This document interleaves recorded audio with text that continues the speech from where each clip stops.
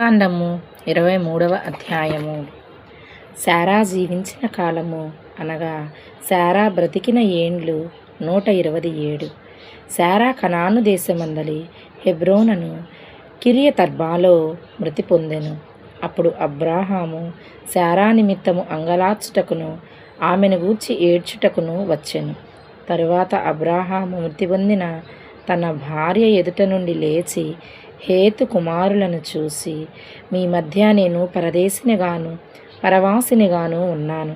మృతి పొందిన నా భార్య నా కన్నుల ఎదుట ఉండకుండా ఆమెను పాతిపెట్టుటకు మీ తావున నాకొక శ్మశాన భూమిని స్వాస్థ్యముగా ఇయ్యుడని అడుగగా, హేతు కుమారులు, అయ్యా, మా మాట వినుము.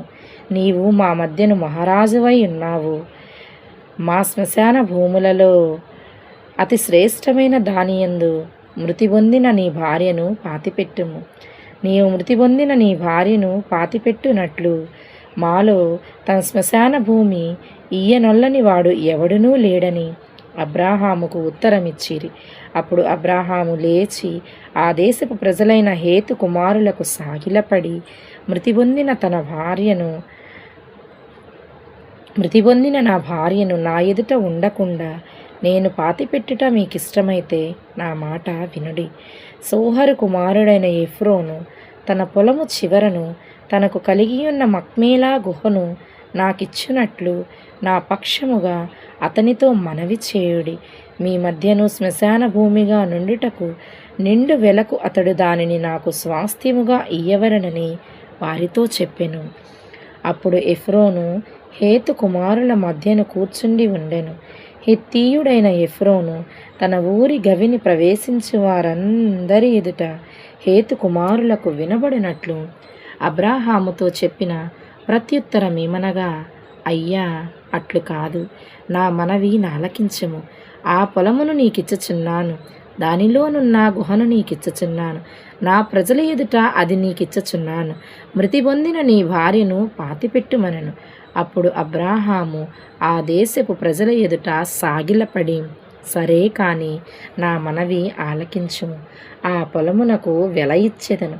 అది నా యొద్ద పుచ్చుకొనిన ఎడల మృతి పొందిన నా భార్యను పాతిపెట్టెదనని ఆ దేశ ప్రజలకు వినబడినట్లు ఎఫ్రోనుతో చెప్పెను.